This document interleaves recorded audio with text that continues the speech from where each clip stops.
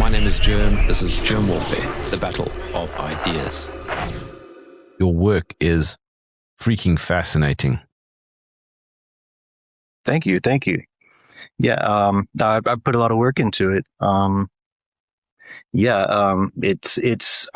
think, what I'm working on is the civil rights movement of our era, cognitive liberty, and making sure that humanity keeps control over the domain of their cognitive thoughts. What is the general takeaway? I mean, if somebody were to go to your Substack, what is your core messaging?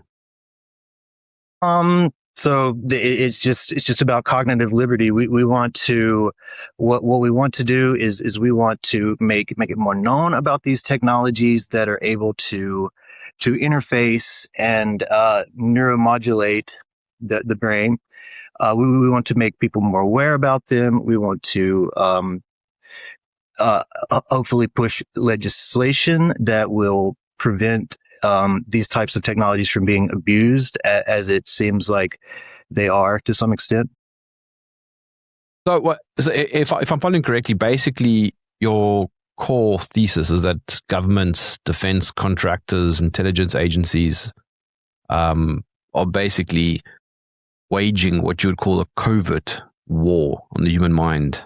And they use weapons like directed energy and neurotech and AI and surveillance infrastructure. Have I kind of got it right? Absolutely. And it seems like this is the new type of intelligence work now. Instead of having to recruit an asset who may or may not have, their own personal allegiances, instead of having to recruit someone, they are using this technology to, infiltrate them without them knowing, to surveil them without them knowing, and to manipulate and alter their decisions without them even knowing that, anyone is trying to alter their decisions. Yeah, so that's kind of like nudging. Yeah, for sure. It's basically the new form of asset collection. Like, I consider myself an intelligence asset, like a rogue intelligence asset that's whistleblowing on the situation. You consider yourself that? What's your background? So I am I studied chemistry and medicinal chemistry. I got close to a PhD before I started having seizures that were kind of related to this technology, I believe, just random seizures. And then I moved to software engineering. So now I was working in biotech for a while, and now I founded an AI automation company, Renaissance AI Solutions. Okay, so you already have, as it were, insider knowledge into like the AI infrastructure.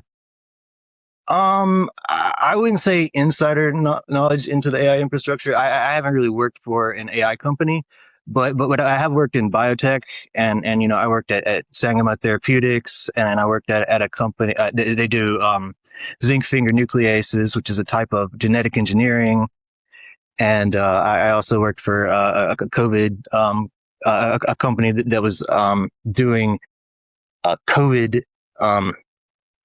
COVID vaccinations, and I was managing their software platform for that. So I've been kind of in the biotech world where the kind of sketchy things are going on. Yes, with my audience, you're going to get serious hate for saying. I mean, I totally get that. At the time, I've kind of awoken to it since then, and I kind of didn't realize at the time. I thought I was doing good. I thought I was helping, and I think that's a lot of the scientists and engineers. Yes. We think we're doing good. We get into science because we're interested in helping to. I wanted to help to advance medicine, to just to make the world a better place. But, it seems like a lot of our efforts have been, turned towards, people with alternative, alternative plans. You know, it's interesting. One forgets that we all travel these journeys at different speeds. If you had asked me in 2019 about vaccines, I would have gone along with them 100%. I know people who would not have gone along with vaccines in 2019. But I know people who've changed their views in 2023. You know, we're all on a different path. And I think one of the vectors towards the death of us is purity tests. You know, we can't all apply the same. What's the best way to say this? We don't all travel at the same speed. Right. For sure. And, it definitely took me a while to figure out that, something wasn't right. But yeah, I mean, we all are on our own paths, and, we have to figure out on our own, for sure. Now, one of the things that you say on your Substack is that MK Ultra never ended. Yeah. So, it appears that after the church committee that, everything went underground, in that it was pushed to types of shell companies and academic areas where there is plausible deniability for the intelligence agencies and the federal agencies. Yeah, pretty much they just restructured, and there are documents out there that kind of highlight how they restructure. I think I linked one of the documents in my recent Substack post about how they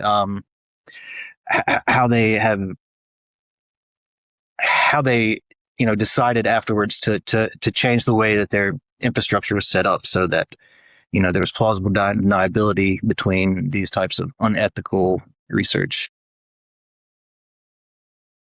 Just for clarity, though, for those who don't know, MK Ultra was essentially a CIA operation in which they used drugs and other methods to control people's minds.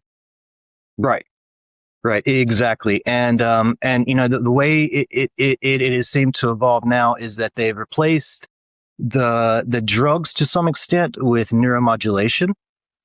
And, these frequencies, I actually did a science fair project in high school on binaural beats. And, so I knew at an early age that you could use sounds and frequencies to entrain the mind, to kind of alter what it was, what the mode of thinking that the mind is in. So basically, after the public scrutiny, it seems like, everything was focused on the LSD, and they were using drugs, when in reality, they were, at the same time, they were doing these frequency and electromagnetic, experiments that actually started before World War II. A lot of the scientists that worked on it, came to America through Project Paperclip. And there's a few other MKs, like I'm not MK Naomi or something. There's a few other associated projects that did that saw these microwave based effects. And so basically, there was even something I was reading the other day, a military document that described. That basically said that they're able to mimic certain drug effects just by altering the frequencies and intensities. They try to mimic certain drug states with these frequencies. Yeah, I think if I'm correct, MK Ultra started kind of just after World War II, and the CIA believed that the Soviets and the Chinese had perfected mind control. Mm-hmm. Yeah, there was actually Project Pandora I'm not sure what year, but it was somewhere around the late 40s or early 50s. Project Pandora was actually the Soviets had started microwaving the American embassy, and eventually the Americans figured it out, and they kind of suppressed it, and they started their own project that basically they were trying to figure out the effects of it, and trying to figure out how they were using it so that they could then reverse engineer it and use it for themselves, I assume. You mentioned MK Naomi. A lot of people don't know about that. I happen to have read up on it, and if memory serves, because it's now going back a few years, it was also a CIA program, top secret, in which they wanted to harm or kill groups of people using biochemical toxins. Mm. I mean, I'm not sure the exact one as far as harming or killing them, but I know there have been a lot of experiments. Like there's an experiment, a biotoxin experiment it was somewhere in California, in the northern California, where basically I think it might have been in the San Francisco fog. They released a type of virus, or I think it was a virus that they thought was harmless, but in fact, it ended up causing these problems that they didn't foresee, because I guess they had not tested it in large enough populations for long enough time. So over time, and I guess over the concentrations that they were, it ended up, people ended up having like long-term health things from it. If I remember correctly, like cancer and stuff might have been caused by it in the long term, and just things that they didn't foresee whenever they released it, thinking that it was harmless.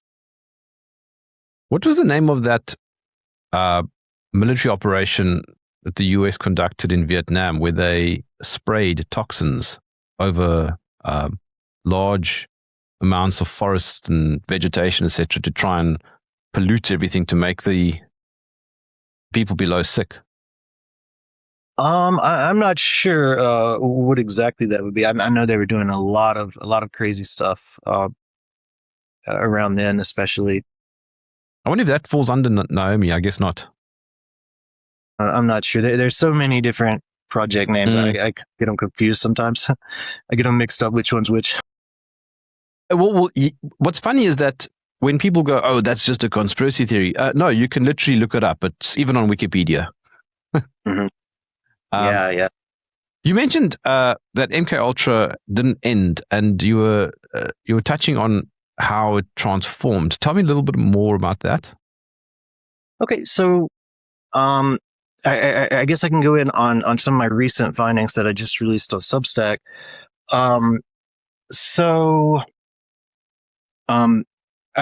found this I found this entity, Wright State Research Institute, which is it's a research institute, a nonprofit organization that was founded basically as an offshoot of Wright State University or something like that, which is also right next to Wright-Patterson Air Force Base and the Air Force Research Labs.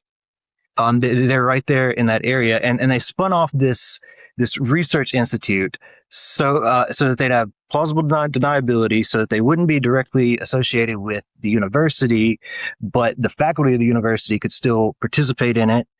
And basically they used this to do all these neuromodulation studies and brain computer interface studies and stuff like that seems to be the precursors to what a lot of people are complaining about, as far as Havana syndrome and neurostrike weapon attacks. And I mean, is it just theoretical, or I mean, is the actual evidence? So there's actual evidence for the project. It was written in a human systems community of interest newsletter, which seems to be how they how the Air Force Research Laboratory and the 711th Human Performance Wing, they and Sonalist Execs, which is another military contractor, they work together in this. And basically it's a newsletter for scientific advancements in the area of human systems, where they're basically making systems between humans and human machine interfaces, like human AI systems. Like a lot of the open stuff that they talk about on there is like for soldiers, so that they have comms in their head. Which is already being used in I don't know if you heard about the MI6 whistleblower that came out on MindNexus, which this is kind of but it's kind of off topic, but he whistleblew on the MI6, actually asked him to take this technology on as a means of communication while he was working for them. But then after a while, it's like whenever they kind of used it as like a, to kind of push him to do the things that they wanted him to do. And they kind of used it as a punish mechanism after a while. But back to the kind of, what was I saying right before that? Oops, I've lost your audio. No, I'm back. Sorry, I muted my microphone. I was just asking you about the real world evidence. Right. So, yeah. There's evidence of these projects, and there's evidence of this research, and there's actually evidence of I don't know if you heard about the yellow fruit. The yellow fruit situation was basically how they caught MK Ultra. Was they found financial improprieties, and they started investigating these financial irregularities. And that's what I found at Wright State Research Institute. I found some financial irregularities. Like, for instance, there was like almost over $4 million that basically went unaccounted for. That basically they were underpaid by all these military contractors, underpaid the Research Institute. So then Wright State University had to fork the bill of that $4 million. So basically, they subsidized their research with taxpayer money because they, didn't pay the institute enough to actually conduct the research. They've called it. They've rebranded it now. What did you call it? Parallax Advanced Research. Right. Yes. Exactly. Parallax. They rebranded it to Parallax. I guess since it doesn't have a Wright State in the name, it's it isn't easily associated. So I'm just waiting for you to fix your phone because it's making a hell of a noise. So, so what exactly then were they researching? So one of the projects that I found in this Human Systems Community of Interest newsletter, it's entitled Brain Machine Interface Technology to Dominate Cognitive Electronic Warfare. And so basically it's a neurostrike. It's these types of weapons that the military has been talking about that China has, that I believe this type of weapon is what's responsible for Havana syndrome. And it's basically research of that type of weaponry that can dominate the mind of the enemy and or their opponent, and cause them to act in the manner that's productive for their side. What might be a real world application of that? Like, let's say a gunman acting out. I mean, I don't normally buy the lone gunman narrative, but let's just say that having a patsy, for example. Yes, exactly. So that is what it seems to be used for. Have you like Aaron Alexis and I'm not sure which one. I think it was Aaron Alexis or either the Maze guy. They had written on their guns or something that it was ELF weapons. One of them had written on their guns that ELF weapons, and another one had had said something similar, and then there was another mass shooter that had talked about hearing the voices that convinced them to do stuff. And so basically what they're doing, what seems to be happening is these intelligence agencies are recruiting assets like this, and they're messing with them and making them go crazy and pushing them, stressing them and pushing them to points to where they will do something like that. And then they like, if I think if they wanted someone eliminated like Charlie Kirk or something, they would, push this guy against him, and using these neurostrike messaging, which there's two ways that the Frey effect can influence someone. It can be overt. The Frey effect can put voices directly in your head that no one else can hear, but it can also be played at a much lower level, to where it's subliminal, to where you're not necessarily perceiving it. I mean, your brain is perceiving it, but on your conscious level, it is not perceiving it. Your subconscious is perceiving it. So this is one of the ways that they put these missions into the head of their assets. I mean, how? Like, what would be the mechanism? So the Frey effect was discovered in like the 40s or something. So it uses pulsed microwave directed energy, and basically what it does is it heats it heats the brain around the cochlea, and they figured out that if they do it just right, they can produce an auditory sound that is just perceived, directly pushed onto the cochlea, rather than that someone could hear in the immediate vicinity. And so it is also called the microwave auditory effect, which Dr. James Lynn wrote the textbook on, and he also believes that it's highly probable that it is the main mechanism behind Havana syndrome. Just quickly, what is Havana syndrome? Havana syndrome is the syndrome that appeared in Havana in 2016 among American diplomats. Basically, they are having like all these auditory symptoms and equilibrium symptoms, vestibular symptoms, and hearing sounds. Actually, what a lot of people don't know is that the very first reports before the narrative was made and this information was suppressed, the very first reports of Havana syndrome had people talking about hearing literal voices. And even the first CNN, one of the first CNN reports, I have a recording, I think, on my TikTok.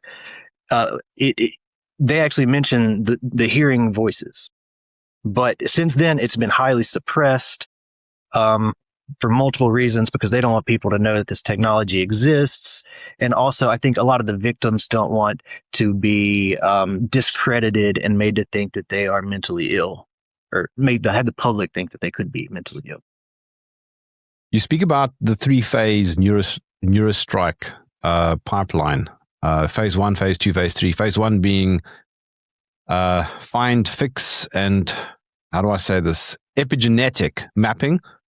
Mm-hmm. Phase 2 being the target, cognitive fingerprinting, and phase 3, engage, which is neuroplasticity manipulation. Take me through those. Yeah.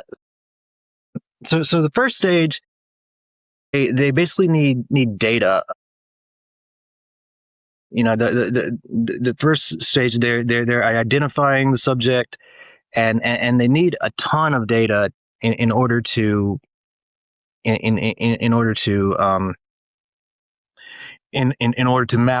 the brain, and to be able to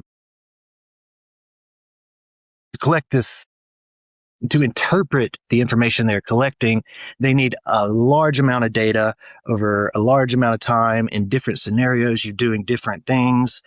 And in academic research, whenever this is done, legally on consenting victims, they have these types of synthetic environments where they mimic these types of things so they can get this type of data. But on these unconsenting victims, they're just collecting it over a long time period. And, they generally get all the data. They don't have to mock any sort of data. And then, after that, they take this data and they build a cognitive fingerprint, which apparently, this can be, it's unique to each person. And, they can, if you're in a crowd, they could potentially use it by satellite to identify you. That's the point. Once they have that cognitive fingerprint, then they can start, interpreting the data that they're collecting from you better. And then that's, once they can interpret that data, then they can put other data in and basically seeing how you react to certain stressor. As far as the epigenetic part, when they're giving you these stressors, they want to see how your body's going to react epigenetically, because epigenetics is based on what's happening in your environment, your genetic, the way your genes are being, expressed is different based on it's like an evolutionary measure to adapt, for us to adapt in certain situations. And so what they're trying to do by collecting all this data is figure out exactly how they can push your epigenetics in a way that's advantageous to them or whatever their agenda is. And just to be clear, this first phase received almost $8 million grant. Yeah, I mean, that's it. They need a lot of data. They need a lot of data to do this. And they say data is the new oil. And as far as data, I don't think there's any data more valuable than neurodata, because that's the hardest to come by. It's the most costly to collect, and it has some of the highest upside, because once you understand the human brain, you can cure neurological diseases. You can do all sorts of things. You can, paralysis and all these sorts of things. And this pipeline runs through Wright State and DARPA. And Air Force Research Lab. Yeah. And the second phase also received around $8 million. Mm-hmm. Yeah, there's a ton of money going into this, and that's why it should be concerning that even with all that, they're still having to, the taxpayer is still having to, of a public research university is having to pay $4 million of their bills. That should be alarming, that they're getting all this funding for this research, and then the taxpayers are having to pick up on top of it. And all of this, by the way, was, as you pointed out, published in a review that was funded by the Department of Defense. Mm-hmm.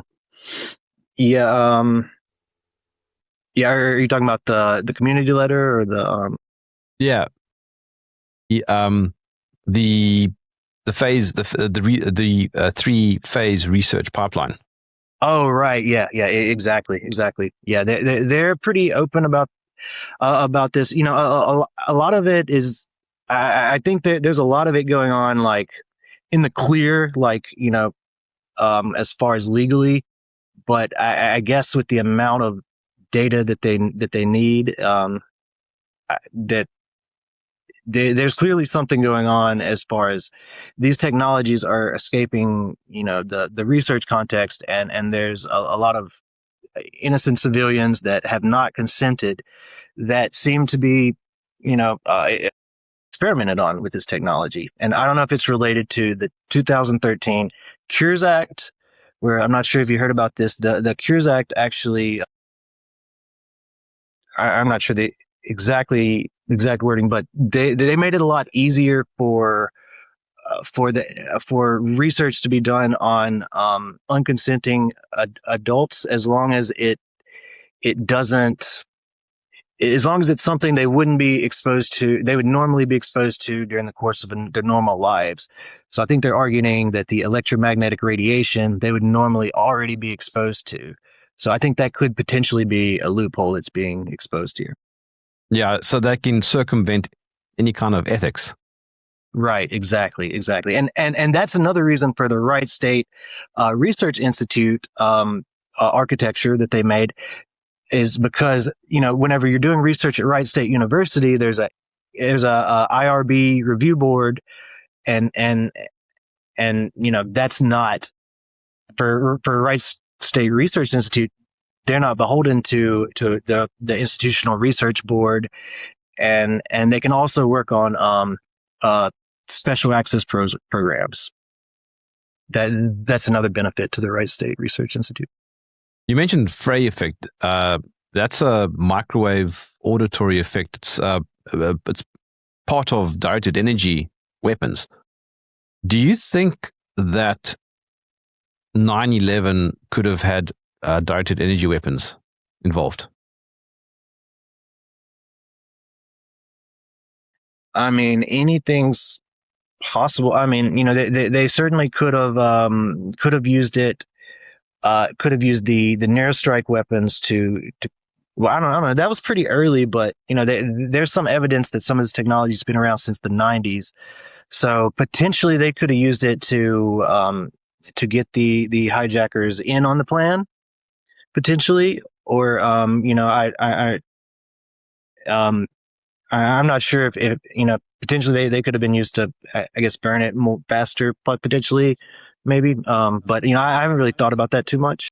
Well, I mean, related to that is V2K, voice to skull transmission. We believe that to be the same as the Frey effect, or either the Frey effect has been advanced upon and modified, such that it's better than it used to be. And what seems to be the case is that this is a suite of technologies, of many different technologies that is put together, and when you put it all together, you have all these different abilities, like the Frey effect. The Frey effect is basically the input from that. That's how they're able to input information. But then, in order to get information, they use things like U.S. patent 395.1134A, which is a remote neural monitoring patent. I'm not sure if they're using that exact patent, but that patent enables them to send two different waves at the brain, and basically when these waves intersect, they basically do mathematics on it to basically get an EEG from afar. Does this fall under Project Medusa? Project Medusa, isn't. I get those mixed up, but I think Project Medusa was discontinued. But this type of technology, I think, is was researched in, I believe. Because yes. Project Medusa was the microwave technology, right? Well, hang on. I've just quickly pulled it up here, just so that so we know what's going on here. Project Medusa, Freedom of Information Access documents released in 2006 describe a non-lethal microwave hearing weapon capable of transmitting voice communication directly into a target's skull, with an effective range of hundreds of meters and effects ranging from mild disruption of concentration to muscle spasms and loss of consciousness. Mm-hmm. Yep, exactly. That's it. That's pretty hectic stuff. Mm-hmm. Yep, and they want to, whenever people talk about it, they want to say it doesn't exist, but it's right there. It's right there. Yeah, it says here the DoD's own declassified document, Bioeffects of Selected Non-Lethal Weapons, which was regraded unclassified in December 2006, confirms that RF-based incapacitation is a maturing non-lethal tech.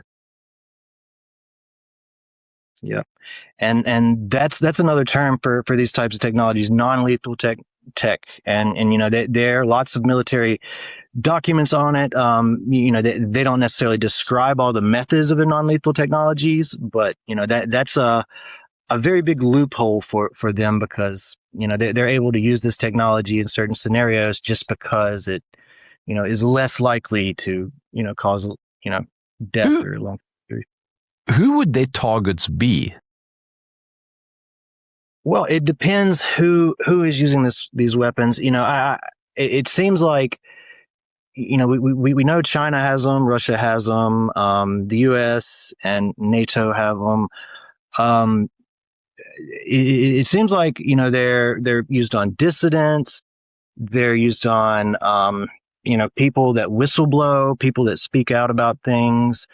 It seems like they're sometimes used in trafficking, like in relation to there's a lot in the Epstein documents about it, and they're and just all sorts of stuff like that. What was the Larson report? The Larson report. So that's a heavily suppressed document that it's been floating around online, but it seems heavily suppressed because it gets taken down pretty often when people post about it. Basically, this guy figured out that he had these implants, and he basically reverse engineered the frequencies around them and figured out that they were in I think an FCC database, and he linked them to this. I forget the name of it off my head. The something E-Man Institute, and so basically he linked it to this institute that was doing research on prosthetics, neuroprosthetics. And he looked at their patents, and he basically saw the technology. He figured out that basically the patent was what was inside of him, and he got a PI, and he found all this information about it. And he got it extracted. He got pictures of it and everything, and but in the long run, he wasn't, like, I think his cases got dismissed, and he wasn't able to get any justice for it. But it seems like he got some very good evidence, and it kind of blows my mind that he was recording the frequencies that were owned by associated with this company, and they weren't able to do anything about it, or there wasn't even any investigation. There wasn't really anything, like nothing came of it. It got suppressed. That kind of overlaps with something you were talking about earlier with the Havana syndrome. Listen to this. This is not from your Substack, but it's mind blowing. The National Academies of Sciences in 2020 report concluded that, quote, directed pulsed radio frequency energy, unquote, is the most plausible mechanism for those injuries. A 22 peer-reviewed paper in IEEE Access by Dr. James C. Lin confirmed the microwave auditory effect as a scientifically coherent explanation. So it wasn't some mystery illness. It was an actual operational neuroweapon that had been deployed.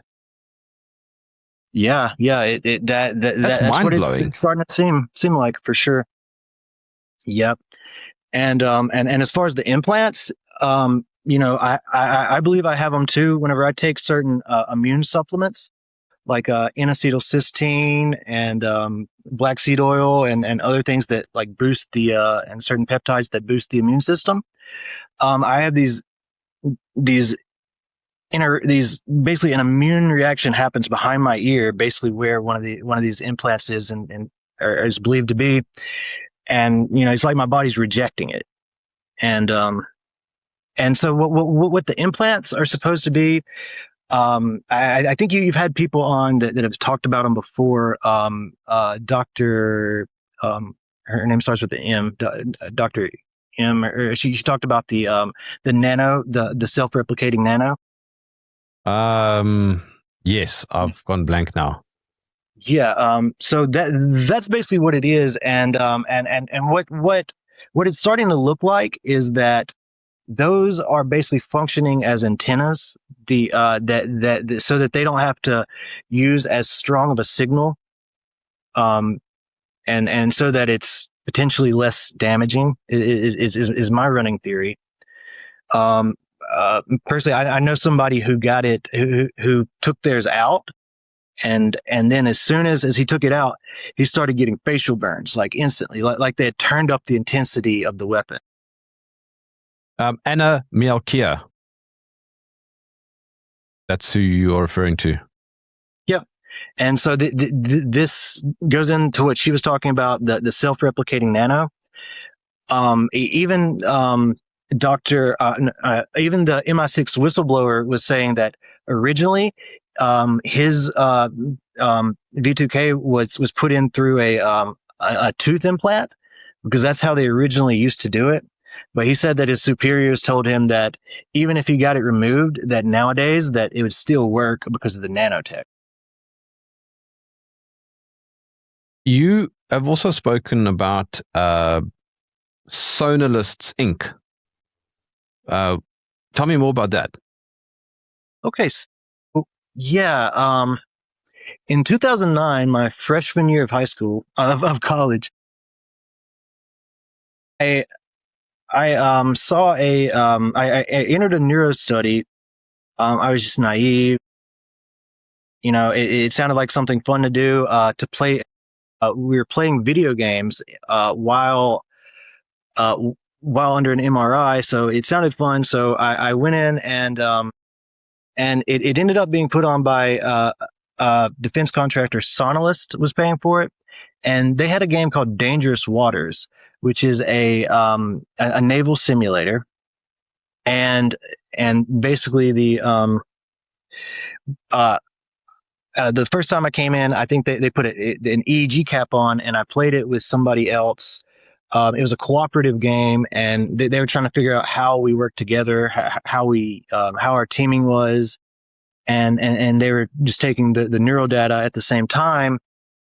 And then they called me again for another study. I think they gave me like $180 each time I went in, and then the next time I came in, I actually played the game by myself while in an MRI, so that they could get a functional magnetic resonance scan. So basically, this is the type of that measures the differences of oxygenated and deoxygenated blood. So it gives you a functional look of what is going on in your brain at that exact time. It gives you more than a normal MRI, and so basically, it gives you the kind of data that you would need to build this cognitive fingerprint that we were talking about earlier. It gives you that type of data. So then, afterwards, went on with my life, and I started getting, a little, getting sick. At first, I started having a lot of anxiety constantly, just like uncharacteristic anxiety. I remembered, like, by my junior year, I remember, like, just having anxiety to go to class. I was afraid to go to class, and, like, it just got worse and worse. And, so eventually I went to grad school for medicinal chemistry, and I was doing well and everything. But I was still having, sickness just randomly coming on, and I didn't really know what it was at the time, but, eventually I ended up having the seizures that I mentioned earlier, just random seizures out of nowhere that, were a large part of the reason that I left graduate school.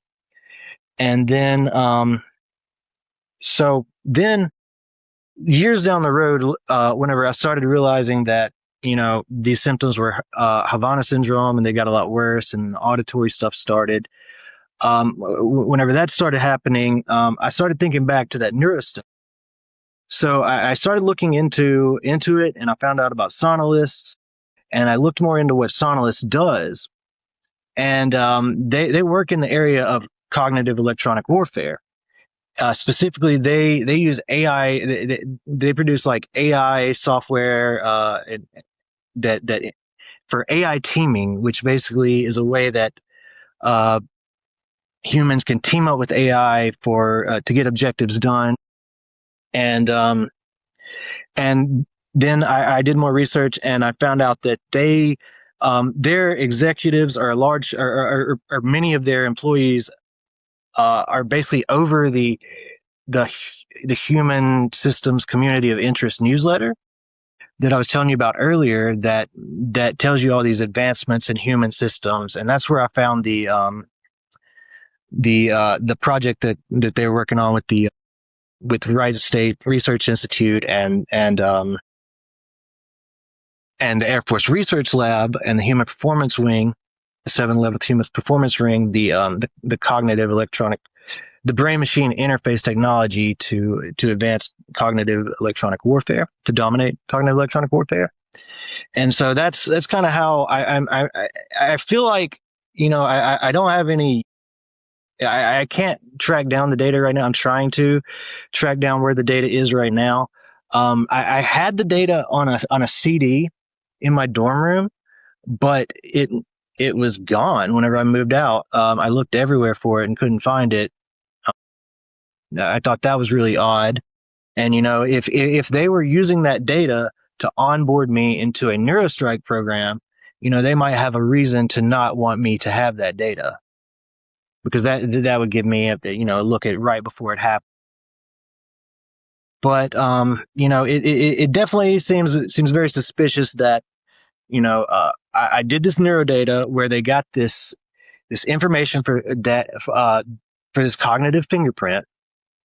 And then all of a sudden I got sick with symptoms that, are basically Havana syndrome. At first it was a little different, but it just got worse over the years, and it got more like Havana syndrome whenever respiratory symptoms started happening.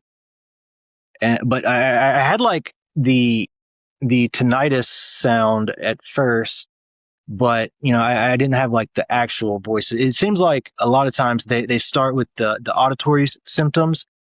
For many years, you'll just get like the tinnitus and auditory symptoms, but then at some point I was activated. I don't know what I did to get activated. I don't know what exactly I did, but it happened around a time where I was self-employed and I was doing a lot of research online, and I was just researching everything, and I had kind of ran across some of the Ning Li disappearance, the anti-gravitics researcher Ning Li that had disappeared. And I was just doing research into a lot of things like that. And I think they felt like, maybe I had a lot of time on my hands or something. And, I was going to stumble across something like that. And I was also doing a lot of research into my health and what was going on. And I don't know what exactly triggered it, but around that time, around 2020, it was right after COVID, around 2019, 2020, probably early 2020, a little bit after that, I basically, a lot of social engineering started happening to me. I had moved to California and worked in software, but I didn't really know a ton of people out there. I'm originally from Mississippi, so like I didn't know people out in California. I had a small group that I met when I moved out there, but I didn't really have a good base to help me out if something went wrong. And I started staying, I started getting housing through Craigslist. And after a while, some of these Craigslist situations started getting a little weird. And, I started noticing some of the, I didn't realize till afterwards. I didn't think it was suspicious till afterwards, but some of the posts that I found on Craigslist were like oddly specific and oddly like tailored towards my interests, almost like they were trying to lure me into that place. And then every time these living situations would go terribly bad, like and then I get shuffled to a new situation. And this just kept happening over and over again until I got tired of it, and I started staying in an extended stay. And I stayed in this extended stay for a while. And then somebody that I met, he was trying to be my friend, and we'd known each other for like a month, and then he invited me to come live with him out in because he found out about my living situation, the extended stay, and all the situations I've been having, and he invited me to come out to Oregon to stay with him in his mansion. And so I don't know, I had been having such a bad issues with the rooming situations that I just, since I had known him a little bit at least, I thought it might be different than a random person on Craigslist. So I took the chance because I didn't have a better living situation at the time. And I moved out to Oregon with him. And I get out there, and within 3 days of being out there, some guy that had also been invited over to him, that he had just met and invited him over to his house, he got angry at me because he said that I had sat on his glasses, and then he went and he took a knife and cut all these mean things into my car. He cut it into every panel, like "go home" and all these nasty things and hateful things. And turns out he was hearing voices the whole time, and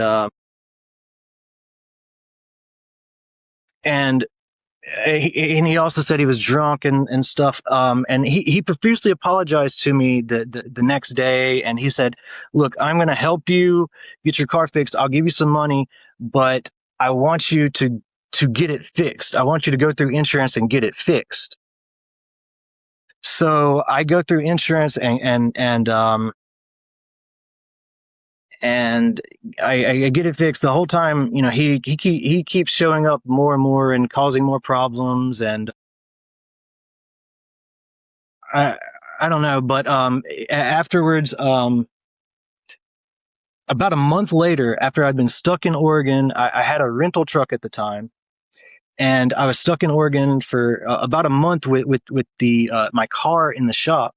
When the shop calls me and tells me that the car is actually totaled, even though they had already given me an estimate and they'd already worked on it for a month, they said that their estimate was wrong and that it was actually totaled. And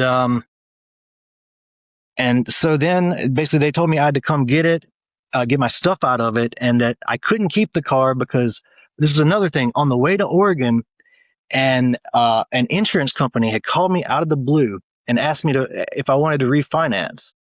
And I was paying a really large payment, so I did it. Even though they had called me out of the blue, I should have thought it was suspicious, but I didn't. And so what ended up happening is, because I had got that lease, because I had refinanced, the car was no longer worth the collateral for the loan. So basically they took the car away, and, I had gap insurance. So, it got paid off, but, overnight I was in Oregon with no car, nothing. And at the same time, that very night that I found this information out, I was staying at an Airbnb with this guy who had been helping me since he destroyed the car. That very next morning, he freaks out, and, because I had like slept in or something, like I'd like maybe I took a sleeping pill or something, and I'd slept in, and he was freaking out that his card was going to get paid, his card was going to get charged if I didn't get out within a certain amount of time. He woke me up. It was raining outside. He took all my clothes and threw them in the back of the rental truck. He came back and he chased me out with a stick. He chased me to the truck with all my stuff in the back, including like my game systems, my computers and stuff, getting rained on. And a neighbor had seen that happen, and he's like, "You want me to call the cops?" And I was like, "Yeah, call the cops. This guy's acting crazy." The police get there, and they weren't concerned about him at all. They didn't care. They were concerned about me. They thought I was drunk because I guess I'd taken the sleeping pill the night before. And I had been, I had not moved, but I had been sitting in the truck because he chased me into the truck. He chased me into the truck with a stick. So I was just sitting in the truck, and I guess the keys were in there, but I wasn't going anywhere, moving or anything. I was chased out of the Airbnb, and I had nowhere to go. And so they arrest me for a DUI, which, they ended up testing me back at the station, and, there was nothing. So they ended up letting me go afterwards. But, because the truck was a rental, it was impounded, and I was just left with all this stuff and nowhere to go. Like, even I was just basically thrown out with all this stuff and no car or anything, no solution, nobody to help me except the guy who freaked out on me and the guy who had brought me up, who basically, I think they lured me into the situation. And so, why this is relevant to the technology is because the guy was hearing voices the whole time. And, I didn't know this at first, I didn't even think it was relevant till years later when I figured out the technology and how they make assets with this technology. They will they will use these voices to manipulate people into doing things for them, these agencies.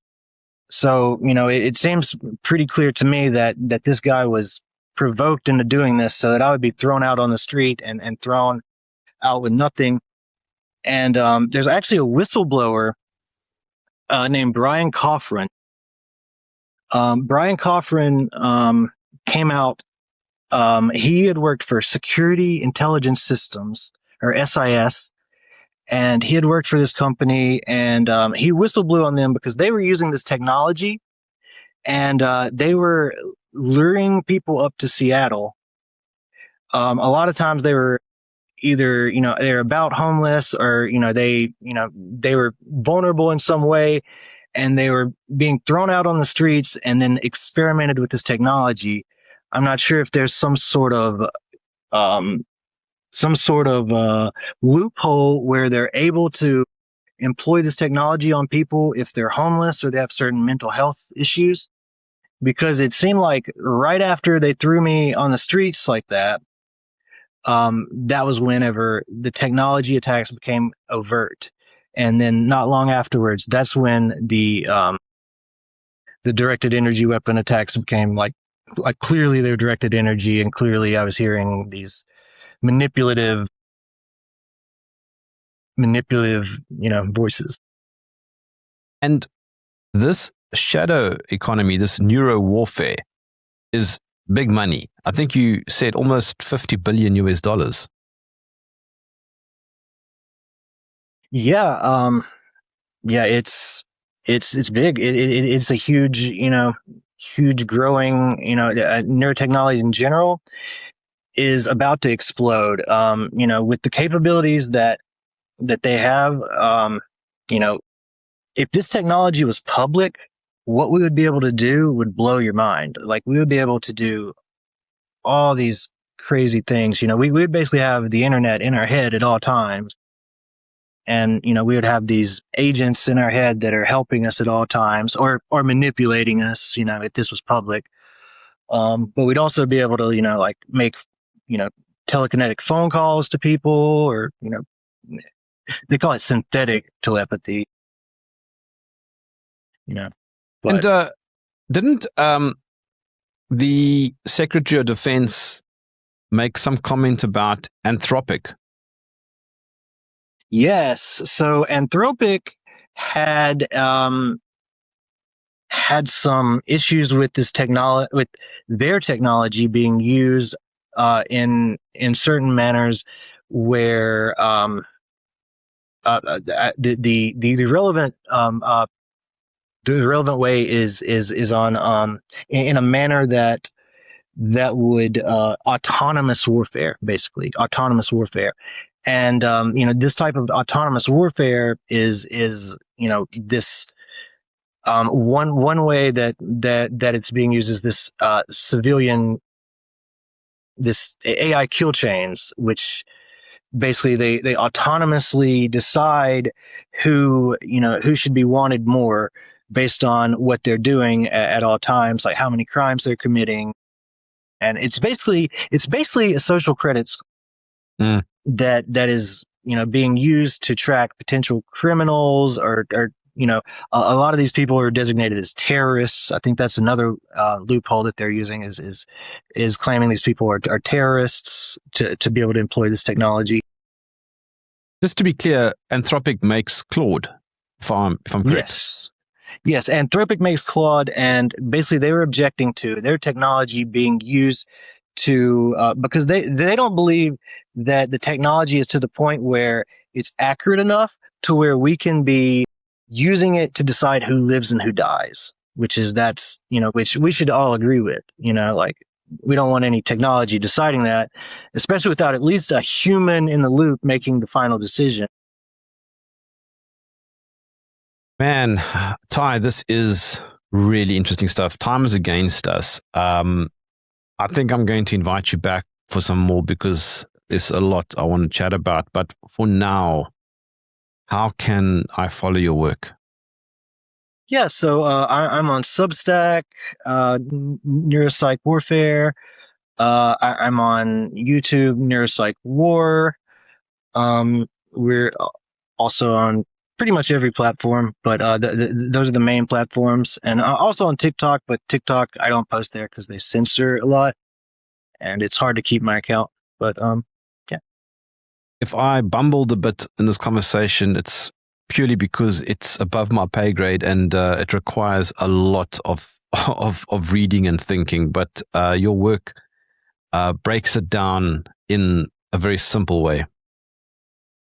Thanks. That's what I try to do, and likewise, if I was a little spacey, or the nature of these technologies, neurostrike technologies, cognitive warfare, is that they degrade the cognitive ability of a person, and so over time, it becomes harder for me to communicate, and it becomes harder for me to keep my train of thought, especially whenever the whole time they're trying to interrupt in my head. They're trying to sabotage the situation the entire time. And, that's why I can come off a little, a little different because of the technology. Well, Ty, thank you. It's all good, my friend. Thank you for joining me in the trenches. Thank you. It was a wonderful talk with you. Thank you.